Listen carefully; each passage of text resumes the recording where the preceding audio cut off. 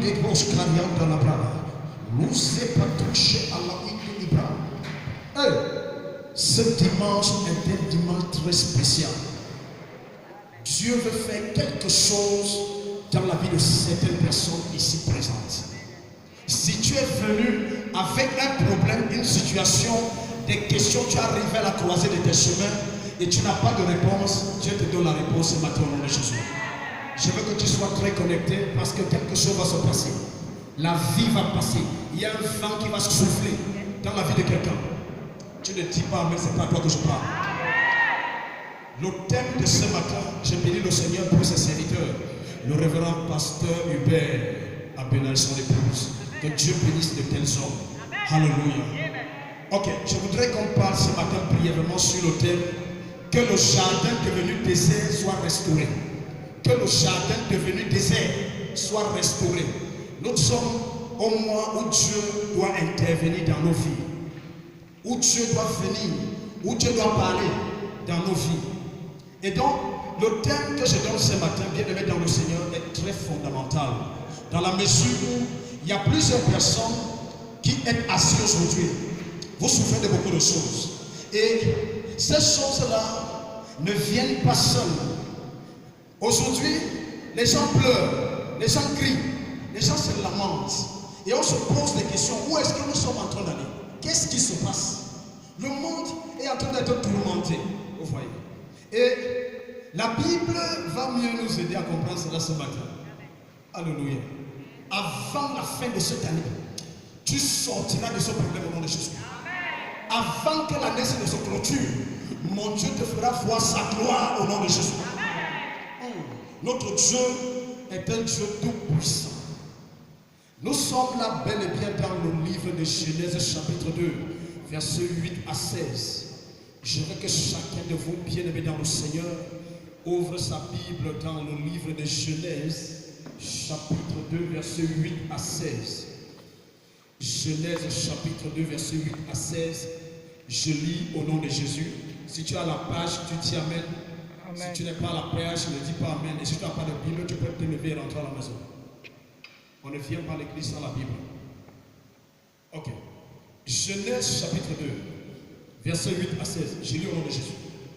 Puis l'Éternel Dieu planta un jardin en Éden, du côté de l'Orient, et il y mit l'homme qu'il avait formé. Verset 9. L'Éternel Dieu fit pousser du sol des arbres de toute espèce, agréables à voir et bons à manger. Et l'arbre de la vie au milieu du jardin, et l'arbre de la connaissance du bien et du mal. Verset 10. Un fleuve sortait d'Éden pour arroser le jardin, et de là, il se divisait en 4 bras. Le nom du premier est Pishon. C'est celui qui entoure tout le pays de Havila, où se trouve l'or. Verset 11, verset 12. L'or de ce pays est pur. On y trouve aussi le bérylium et la pierre d'onyx. Verset 13. Le nom du second fleuve est Guillaume. C'est lui qui entoure tout le pays de Couche. Verset 14. Le nom du troisième est Hiddekel. C'est celui qui coule à l'orient de la Syrie. Le quatrième fleuve, c'est l'Euphrate. Verset 15. L'Éternel Dieu prit l'homme et le plaça dans le jardin pour le cultiver et pour le garder. Ça commence à être intéressant ici. Verset 16. L'Éternel Dieu donna cet ordre à l'homme. Tu pourras manger de tous les arbres du jardin. Alléluia. Tu pourras manger de tous les arbres du jardin. La Bible dit quelque chose de très fort, bien aimé dans le Seigneur. La Bible dit que Dieu, lorsqu'il a créé le ciel et la terre, il a créé des animaux, des oiseaux du ciel. On connaît l'histoire de la création. Et donc, Dieu a créé un endroit merveilleux appelé le jardin d'Éden. Et dans ce jardin, il a mis des bonnes choses, parce que Éden signifie délice. Donc il n'y avait que des bonnes choses dans ce jardin-là. On ne trouvait pas des épines, on ne trouvait pas des serpents, on ne trouvait pas des choses qui étaient dangereuses pour l'homme. Mais Dieu s'est arrangé, n'est-ce pas, à faire en sorte que l'homme soit heureux dans ce jardin-là, dans sa création. Et l'homme devait profiter de la création de Dieu, parce qu'il était maître. Et Dieu a planté des arbres qui portaient du fruit, qui produisaient des fruits. des arbres de toute espèce, des herbes de toute espèce. Et Dieu a donné ces choses-là à l'homme pour nourriture. Ézéchiel et Apocalypse disent que Dieu nous a donné des plantes pour nourriture et pour remède.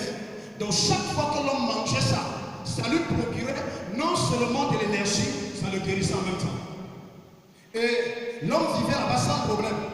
La Bible dit que le jardin était entouré de 4 fleuves qui arrosaient ce jardin-là. Pour que les plantes qui sont dans ce jardin produisent en permanence. Et quand j'ai lu son chapitre 1, ma Bible me dit là-bas au verset, je crois verset 6, il dit que il est comme un arbre planté plein d'un courant d'eau, parlant d'un homme juste. Il dit qu'il est comme un arbre planté plein d'un courant d'eau et qui donne son fruit en sa saison et dont le feuillage ne flétrit point. Donc les arbres qui étaient dans ce jardin ne pouvaient pas flétrir. Les arbres qui étaient dans ce jardin devaient produire à chaque saison, même à contre-saison. L'homme ne devait pas rester sans manger.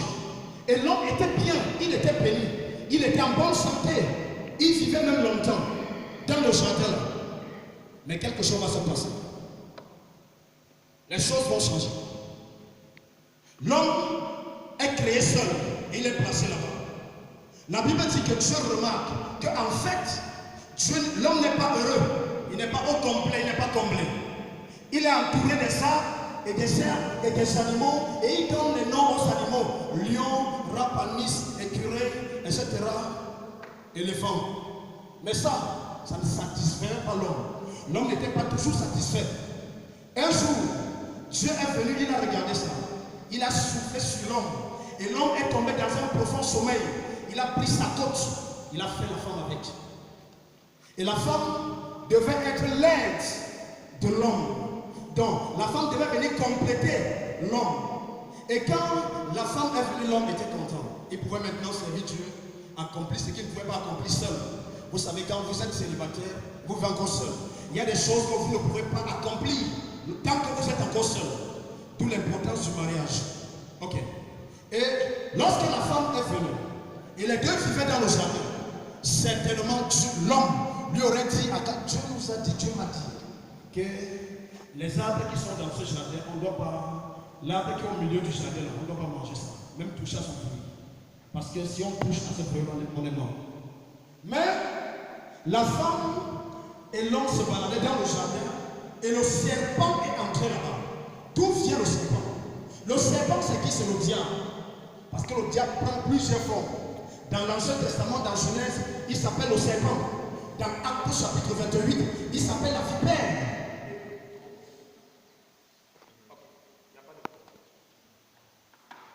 Et dans le livre d'Apocalypse, il s'appelle le dragon. Donc il prend plusieurs formes. Quelque chose se passe ici.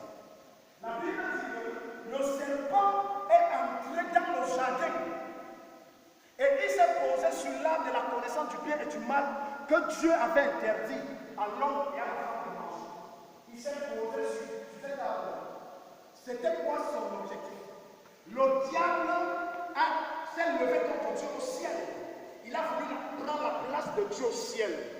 Quand vous lisez Ézéchiel, je crois chapitre 18, et vous lisez Ésaïe 14, vous lisez Apocalypse, vous comprendrez que le diable était l'un des anges les plus glorieux du ciel. Mais à cause de sa beauté, il a voulu prendre la place de Dieu. Et Dieu ne voulait pas avoir le rival en tant que le créateur de toutes choses. Il l'a expulsé du ciel. Et il a entraîné avec lui un tiers des anges qui sont devenus les démons et les mauvais esprits. Et quand le diable est venu sur la terre, la Bible me dit dans l'Apocalypse que le ciel a pleuré, les anges ont crié, ils ont dit malheur à la terre, malheur à l'homme, car le diable est descendu sur la terre, animé d'une grande colère, pas une petite colère, sachant qu'il a peur de jouer. Le rôle du diable, c'est de détruire l'homme. Le diable n'est ami de personne. Lorsque quelqu'un se lève et il va faire des alliances avec Satan, sache que le diable va te trahir. Le diable va te déposer. Sans traite, il ne respecte personne. Allez demander à Judas Iscariot. Lorsqu'il a voulu livrer Jésus, et il avait l'esprit souverain, sacrificateur et l'esprit. Il a dit Jésus,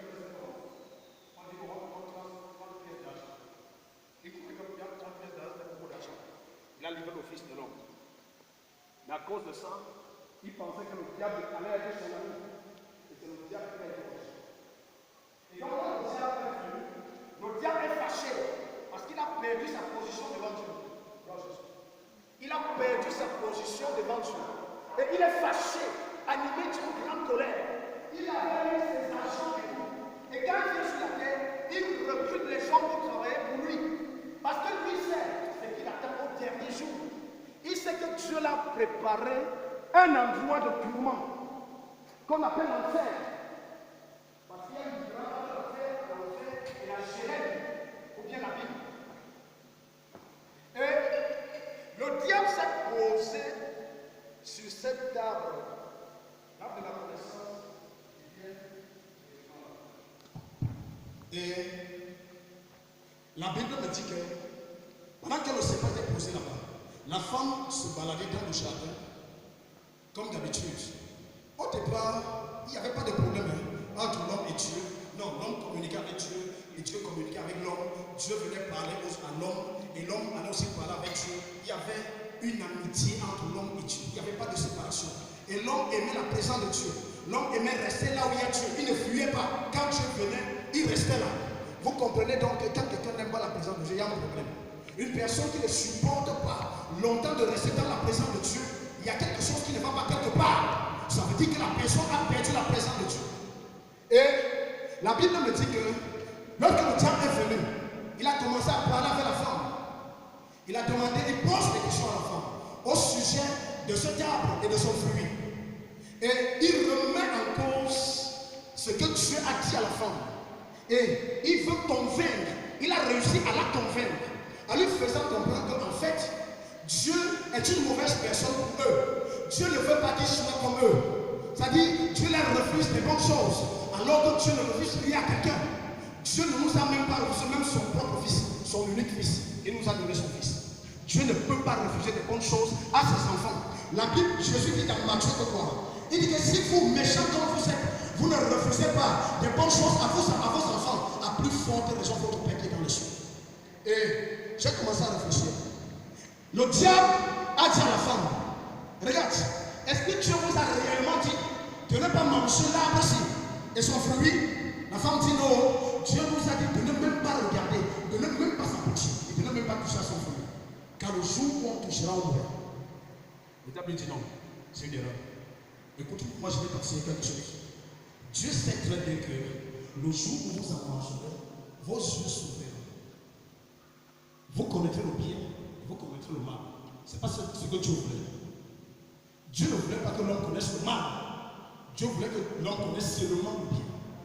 Que l'homme vive dans le bonheur, dans une gloire éternelle, pas dans la souffrance. Et la femme a écouté ça. La femme regarde le fruit la regarde. Elle contemple la beauté, la splendeur du fruit. Elle regarde comment le fruit. Oh, c'est un peu comme quand quelqu'un préparait un bon coco, ma grande soeur, à mes moments, le deuxième coco. Elle prépare le coco, c'est la manger, c'est bon. Et quand on fait les messieurs là. Et la femme regardait ça. Elle dit waouh, quand même le fruit ici peut être sucré. Et elle a avancé la main, elle a cueilli le fruit, elle a mangé. Elle a donné à son mari. Son mari n'a pas refusé. Lui aussi a pris, il a mangé. La Bible dit qu'immédiatement, les yeux se sont ouverts. Quoi? Les gars ont dit que Dieu veut nous refuser une bonne chose comme ça. Nous-mêmes, on va être comme lui. Qui ne veut pas être comme Dieu aussi? Qui ne veut pas être comme Dieu? Qui ne veut pas voir comme Dieu? Le gars mangeait. Ce que le diable avait dit était vrai. Amen. Le diable ne mentait pas. Il savait que s'il mange, les yeux vont s'ouvrir. Mais lesquels yeux? Mais ce que l'homme ne connaissait pas, c'est qu'en mangeant le fruit là, il allait tomber dans une erreur irréparable. Il y a des gens que tu fais une petite erreur comme ça coupe ta génération. Ça détruit toute une génération. Et quand ils ont mangé, alors là, Dieu a senti ça en lui.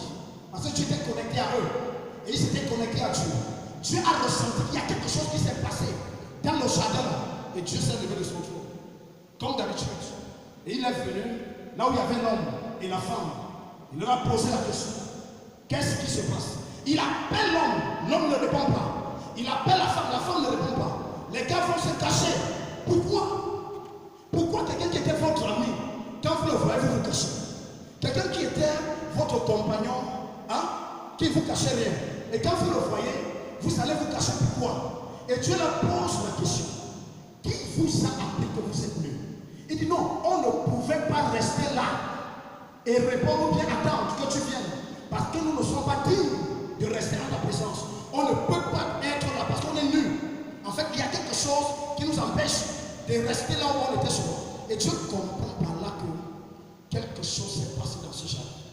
Et Dieu leur pose la question. Est-ce que vous avez mangé l'arbre? Dieu n'a pas tâtonné parce que Dieu connaît parfaitement toutes choses. Et Dieu était en train de regarder la scène. C'est un peu comme si Dieu a mis l'homme et le diable et il s'est retiré. Il les a laissés là-bas. Pour voir à quel degré l'homme peut honorer et respecter sa parole. Parce que l'arbre de la connaissance du bien et du mal, c'est de représenter l'autorité de Dieu lui-même.